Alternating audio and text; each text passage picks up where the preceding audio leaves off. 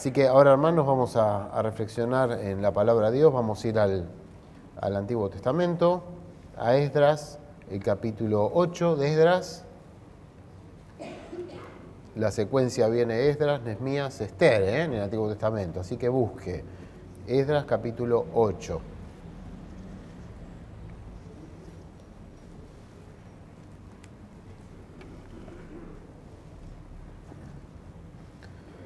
Esdras capítulo 8, vaya poniéndose de pie si encontró, así leemos todos juntos de pie.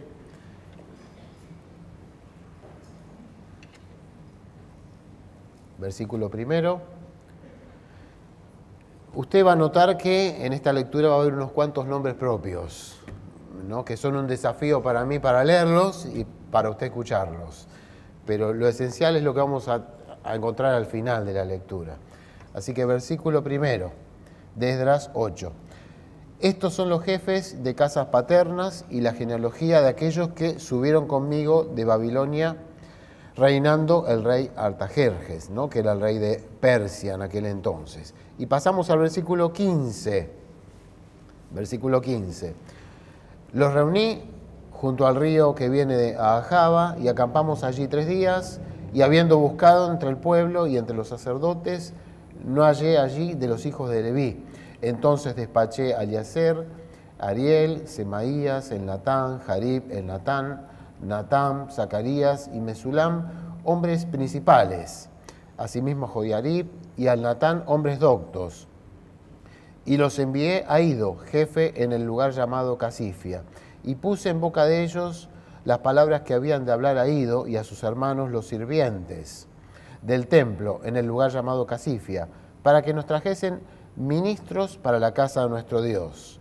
Y nos trajeron según la buena mano de nuestro Dios sobre nosotros un varón entendido de los hijos de Malí, hijo de Leví, hijo de Israel, a Serebías con sus hijos y sus hermanos 18, a Asabías y con él a Jesaías de los hijos de Merari, a sus hermanos y a sus hijos 20.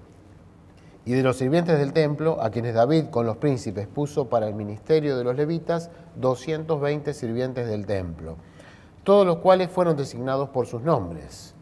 Y preste atención, ¿no?, al pasaje que sigue.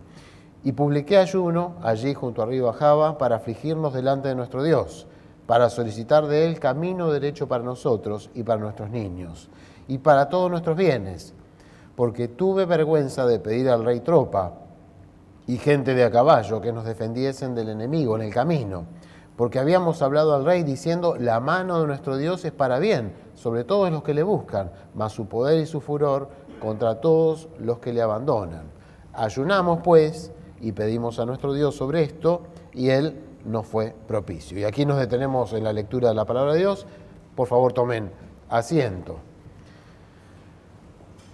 No hace falta que les explique a todos ustedes que hay una gran desconfianza de las poblaciones con las clases dirigenciales, políticas, ¿no? Estén en el gobierno o no.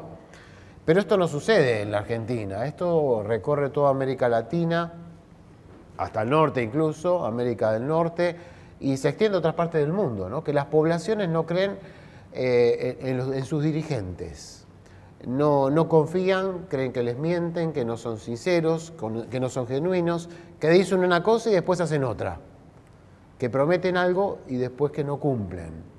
No sucede aquí, sucede en todas partes, ¿no? También en Europa y en otras partes del mundo, ¿no? Que ven a sus dirigentes como incoherentes, no es gente coherente y confiable, sincera. Por eso está muy de moda, y ya creo que aquí se mencionó, ¿no?, esta frase de Groucho Marx, está circulando por todos lados y se está recordando, que no es una frase de él realmente, ¿no?, sino que se cree que es anterior y él tomó. Estos son mis principios y si no les gustan, tengo otros, ¿no? Se usa mucho ahora esta frase, la mencionan por todos lados. Es decir, yo me acomodo a las circunstancias, no tengo principios, me adapto.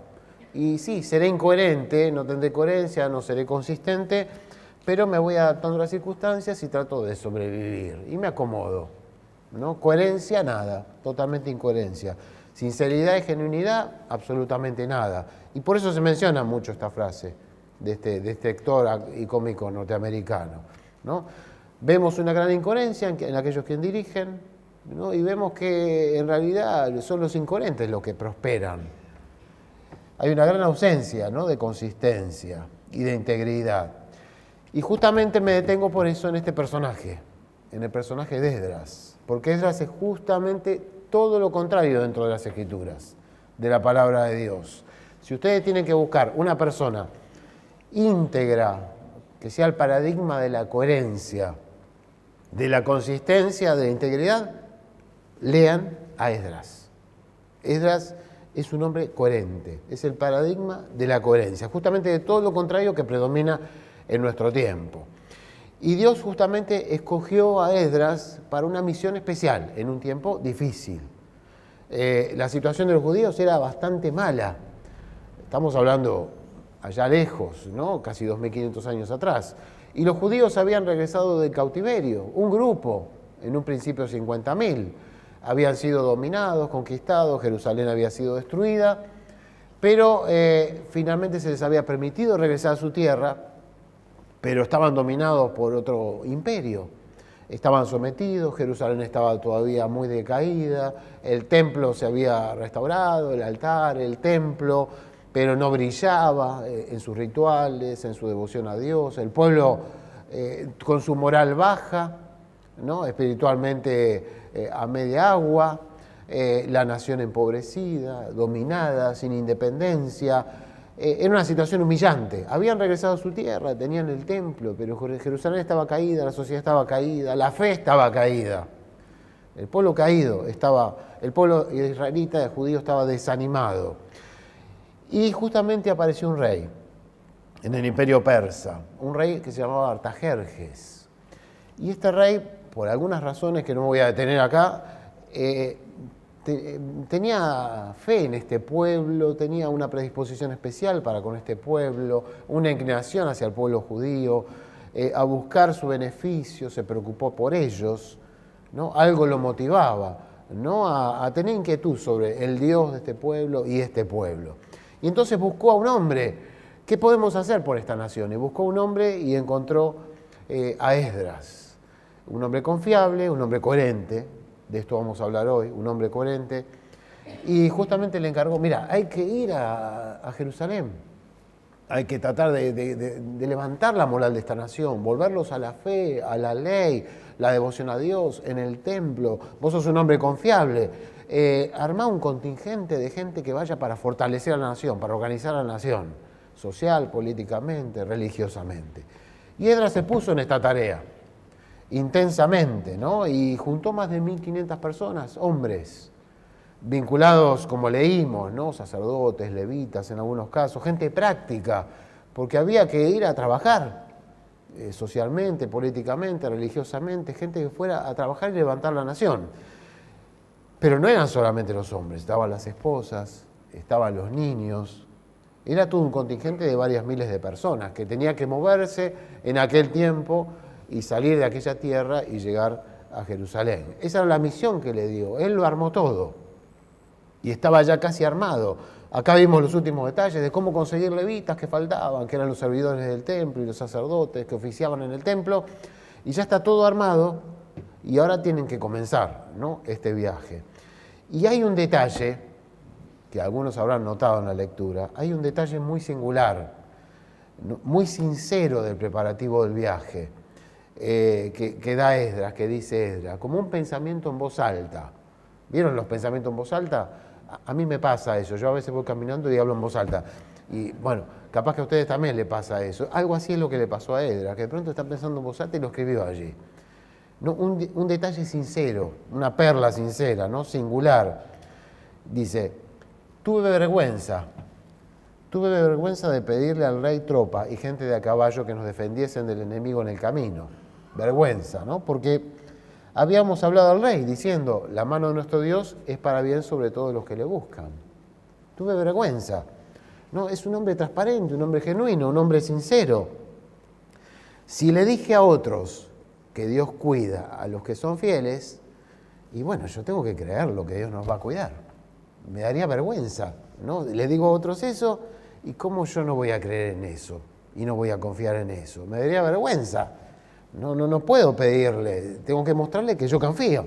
Si le dije a él que Dios bendice a los que son buenos y los cuida, yo tengo que confiar en eso. No le puedo decir a otra persona algo sobre Dios que yo no creo, que yo no practico. Tengo que ser coherente, ¿no? Y me daría vergüenza que no fuera, si no es así. Ahora, el viaje era peligroso, el viaje era complicado. Había que recorrer casi 1.500 kilómetros con un contingente, dijimos que eran hombres, pero eran familias, niños, con bienes, no era gente de preparación militar, no tenían formación militar, dijimos que eran sacerdotes, levitas, gente de trabajo, tenían que ir a paso de hombre, casi 4 meses de viaje, tenían que cruzar el desierto, y el desierto era una zona riesgosa, había bandas de asaltantes. Hoy en día incluso es una zona peligrosa. Si usted tiene que ir de esto que es Irak, la Mesopotamia, a Israel, hoy mismo le sería totalmente imposible y complicado. Imaginen ese entonces, ¿no? Era un viaje riesgosísimo. Gente que no tenía formación militar, con familias, con bienes, más de 3 meses y medio, cruzando el desierto en una zona insegura. Y para colmo, el rey, en su buena voluntad, le había dado un cuantioso tesoro.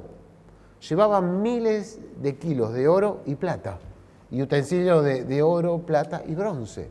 Así que llevando lentamente, a paso de hombre, familias sin formación militar, cruzando el desierto y con un tesoro.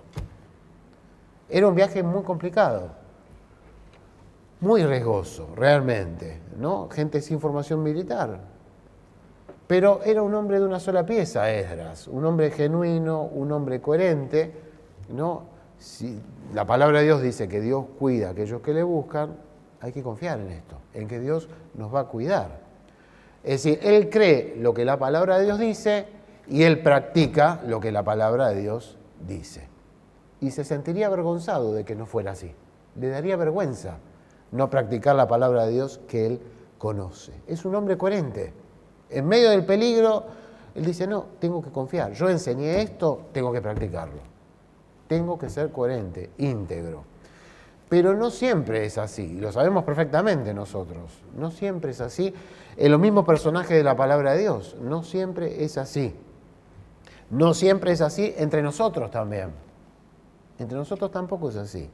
Y no siempre somos coherentes nosotros mismos. En nuestra propia vida a veces tampoco somos coherentes. No es así. No somos como Esdras. Y yo me voy a detener en esta mañana en mencionar solo 3 ejemplos. 3 ejemplos de personas que fueron incoherentes. 3 grupos de personas que fueron incoherentes en este rápido repaso, como para detenernos y ver las consecuencias que genera la incoherencia.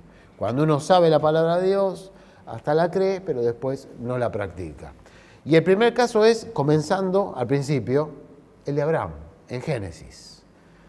Abraham, viene un hambre sobre la tierra, Abraham entonces dice, bueno, me voy a Egipto.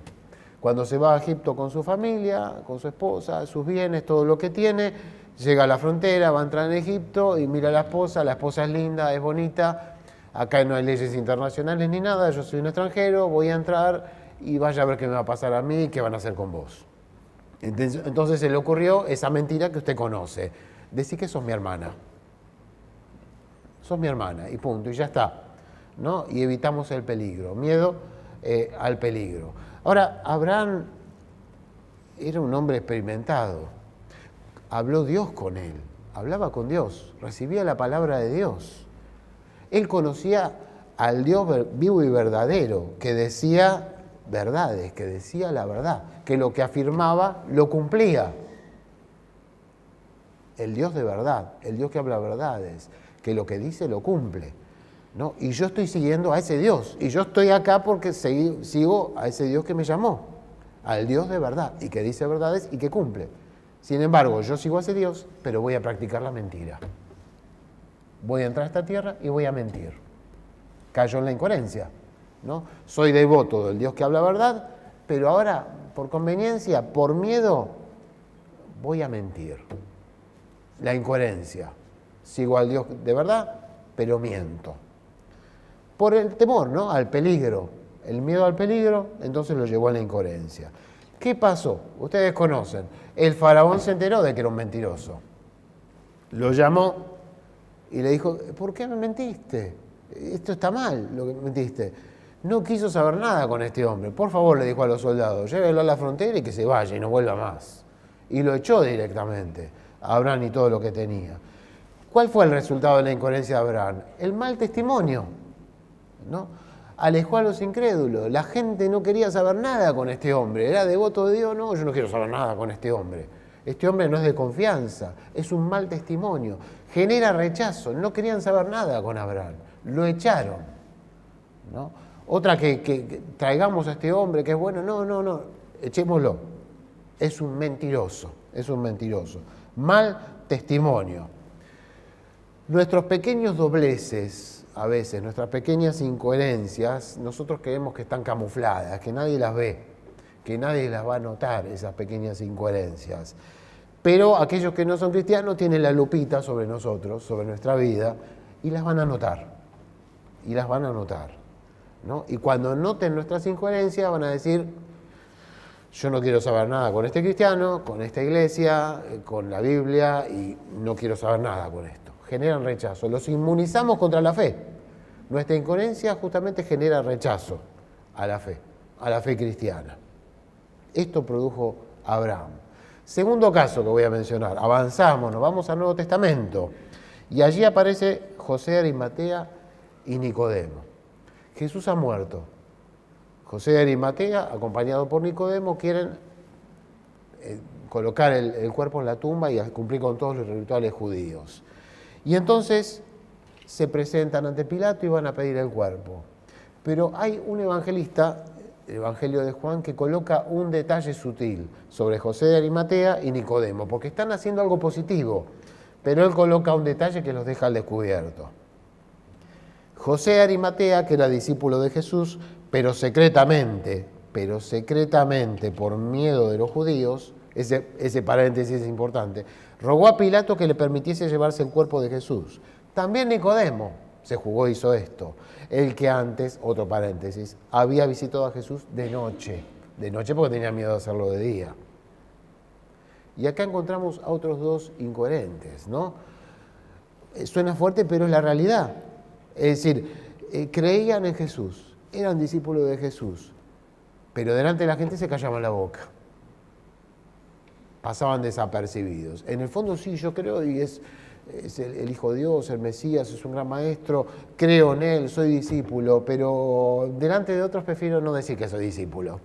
Me callo la boca y paso como que no soy discípulo, ¿no? Y el apóstol Juan los mandó al frente, diríamos nosotros, lo aclaró bien claro, ahí, ¿no? ¿no? Le tenían miedo al rechazo de su grupo de pertenencia, a sus conocidos, ¿no? Tener problemas con la gente que trataban, ¿no? El rechazo de ellos, y entonces, bueno, yo creo en esto, pero en la práctica voy a ser distinto. No voy a mostrar la verdad, ¿no?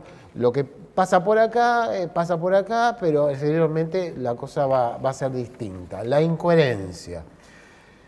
Y es triste, fue triste, ¿no? Perdieron la oportunidad de ser activos seguidores y discípulos de Jesús durante su ministerio. Muchas veces nosotros, para nuestros adentros, decimos, ojalá yo hubiera escuchado el sermón del monte, ojalá hubiera estado con Jesús cuando resucitó a Lázaro, cuando calmó la tempestad, la multiplicación de los panes y los peces, cuando contaba las parábolas, estar en el grupo de los discípulos. Esta gente podría haber estado y no estuvo, porque creían en Jesús, pero tenían que tomar distancia para no tener problemas con sus amigos y conocidos. Podrían haber estado esos 3 años con Jesús y voluntariamente decidieron, no, de día no podemos estar, porque no tenemos que mostrar que creemos. Creemos, pero no manifestamos eso en las acciones. Perdieron la oportunidad de ser seguidores activos de Jesús esos 3 años. Esta disociación entre lo que creían y lo que practicaban, podemos aventurar más, ¿no? Con cierta certeza. Esta disociación entre lo que creían y practicaban los condujo a que, usted puede buscarlo, no figuran más en la Biblia, José de Arimatea y Nicodemo. No aparecen más. Eran 2 miembros de la élite religiosa en Jerusalén, prominentes. No aparecen más en la Biblia. En la fundación de la iglesia, allí en Pentecostés, en la extensión del Evangelio, en Jerusalén, en Judea, en el mundo, no aparecen más esta gente. No están más, siendo dos miembros prominentes del pueblo judío, conocedores, especialistas, respetados. Y en parte seguramente esto sucedió así porque no fueron coherentes, no eran confiables, fueron inconsistentes, ¿no? Dios no pudo utilizarlos y no aparecen más. La deshonestidad, la incoherencia, la doble cara, justamente conduce a la esterilidad, a que no podamos ser útiles, que no llevemos fruto, a que Dios no pueda utilizarnos. Dios no puede utilizarnos como desearía, ¿no? Cuando uno es incoherente, no es confiable, no puede ser útil una persona que no es confiable. Cuando somos incoherentes, no somos serios y constantes seguidores de Jesús. Vamos y venimos en esa incoherencia. Y el tercer caso que voy a mencionar es el de Pedro, el apóstol Pedro. Avanzando más, llegamos a la carta del apóstol Pablo a Gálatas. El apóstol Pedro está visitando la iglesia en Antioquía, una iglesia gentil, ya no dominada por los judíos cristianos, sino mayoritariamente son gentiles los que están allí. El apóstol Pedro se encuentra entre ellos. Él ya entendió, hizo todo su proceso interior de entender de que la barrera entre gentiles y judíos ya se derrumbó, somos todos un cuerpo, somos iguales, ya no hay diferencias nacionales, todos somos hijos de Dios, y él entonces come con los gentiles, habla con los gentiles, los visita en la casa, no tiene ningún problema. Ya entendió de que Dios no hace distinción entre judíos cristianos y gentiles cristianos. Él es uno con todos, lo entendió perfectamente, le costó, usted sabe todo el proceso, le costó, pero finalmente llegó. Somos uno. Pero ¿qué pasó? Y Pablo lo cuenta ahí en Gálatas.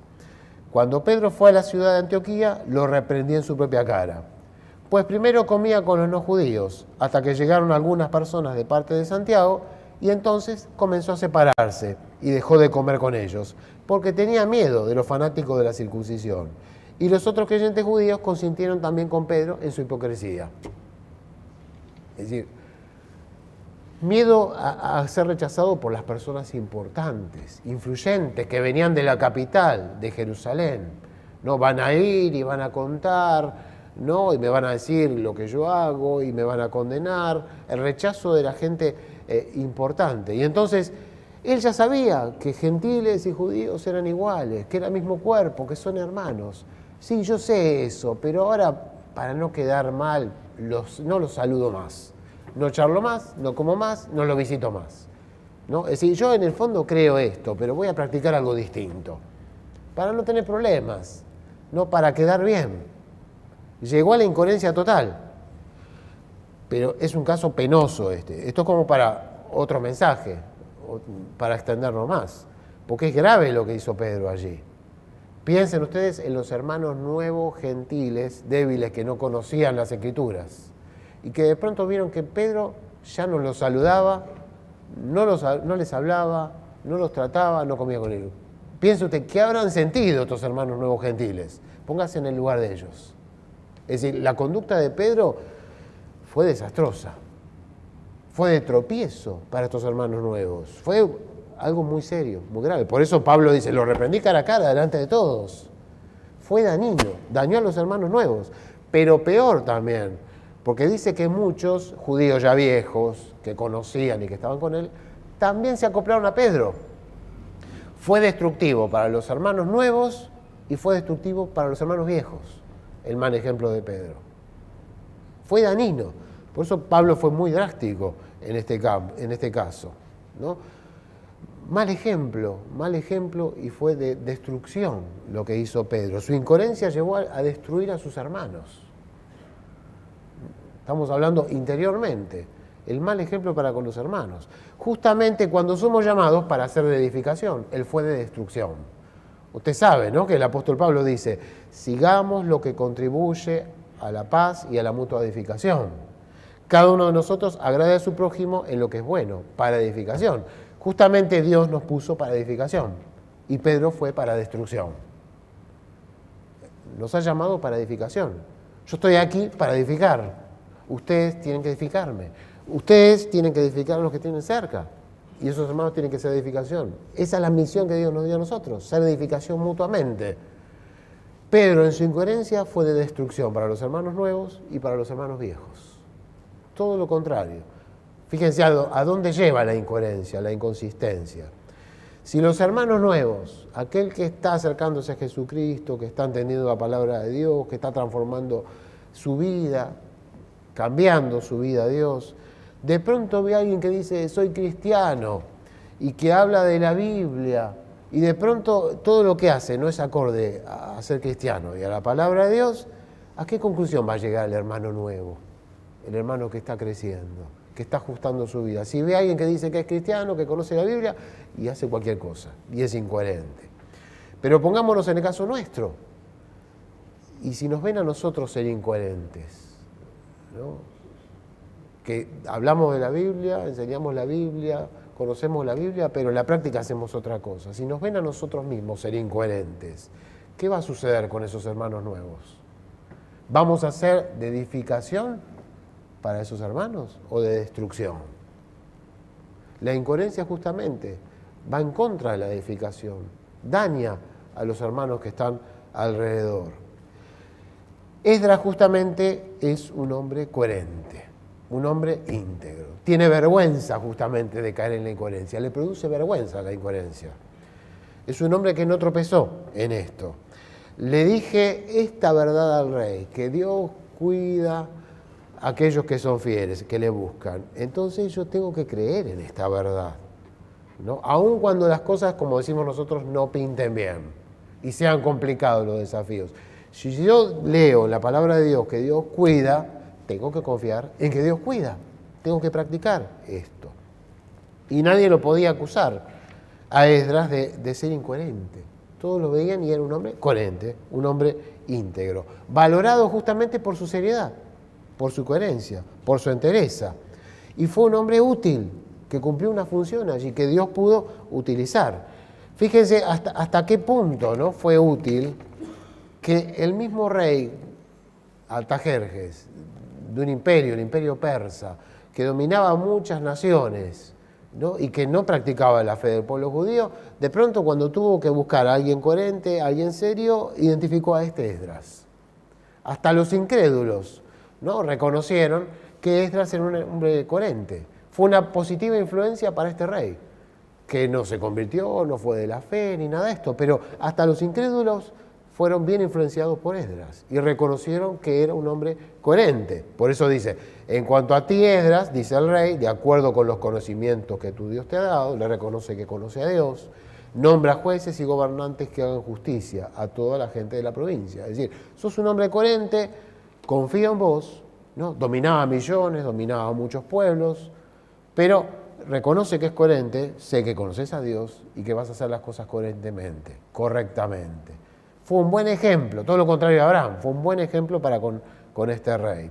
Y llegó a Jerusalén, y en Jerusalén entregó todas las ofrendas, todo el dinero, hizo las ofrendas, trató de mejorar todo el culto, la devoción a Dios, enseñar la ley de Dios, conducir al pueblo a la fe de Dios, y lo hizo eficazmente. Fortaleció la fe y la devoción a Dios del pueblo judío. Y cuando surgieron problemas, usted lo puede leer en Esdras, cuando surgieron problemas, ¿qué hicieron los judíos? ¿A quién fueron a buscar? A Esdras, al hombre coherente. Le dijeron, en medio de los problemas, allí se contagiaron del paganismo, se mezclaron con los paganos, se armó el problema y el pueblo judío, ¿a quién fue a buscar? Dice, levántate, porque esta es tu obligación y nosotros estaremos contigo. Esfuérzate y pon mano a la obra. Diciendo, bueno, esto es solo solucionable por este hombre porque sabemos que es coherente, que es serio, que es íntegro. O sea que fue de edificación para con su pueblo. Afianzó la fe en Dios, la devoción a Dios, el culto a Dios. Y cuando tuvieron que buscar a alguien que solucionara las cosas, ahí estaba Esdras. Lo reconocieron, fue un buen ejemplo.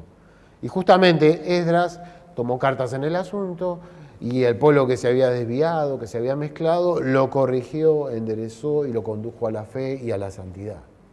Fue de edificación. Fue reconocido por los de afuera y fue reconocido por los de adentro. Fue de edificación para los de afuera y fue de edificación para los de adentro. Un hombre coherente. Recuerde, un hombre coherente, Esdras. La hipocresía circula afuera. Yo hablé en contra de las clases dirigenciales en América Latina, en América, en el mundo, en Argentina. Pero sabemos que la hipocresía no es el problema de la clase dirigente. En realidad es la expresión de la sociedad.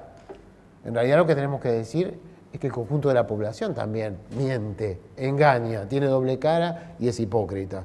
Y las clases dirigenciales son la expresión de la sociedad, en última instancia.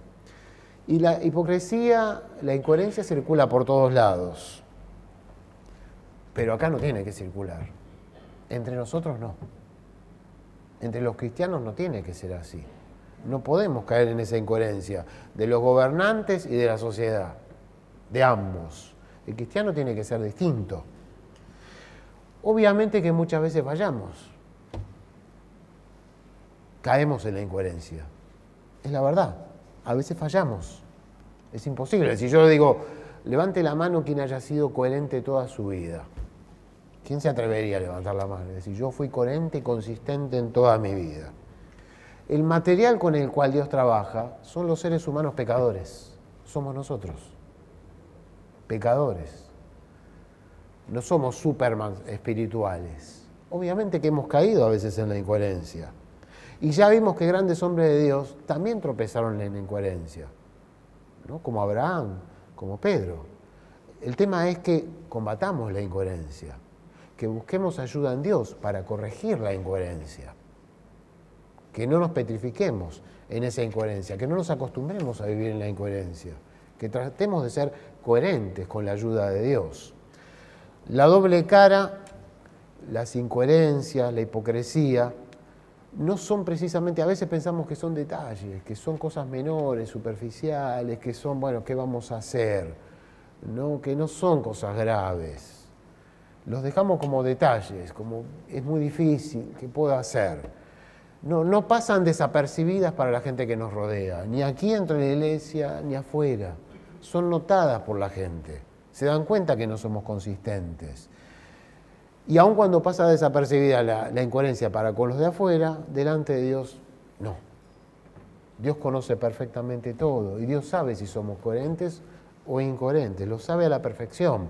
Por eso cuando seguía la multitud a Jesús, siempre Juan el que deja al descubierto esto, ¿no? La multitud sigue a Jesús, sí, todos siguen, todos lo aclaman.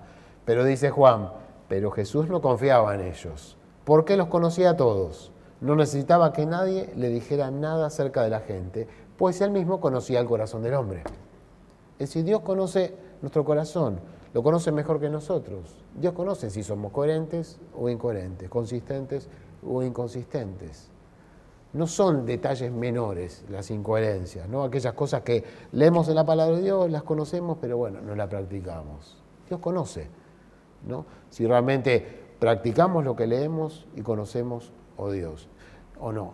Y Dios no puede utilizar a los incoherentes. Usted utilizaría en su trabajo, le daría una tarea de responsabilidad a un incoherente, una persona que no es confiable, que un día va para un lado y el otro, que dice sí, pero sabemos que hace distinto. ¿Usted le daría un trabajo a esa persona?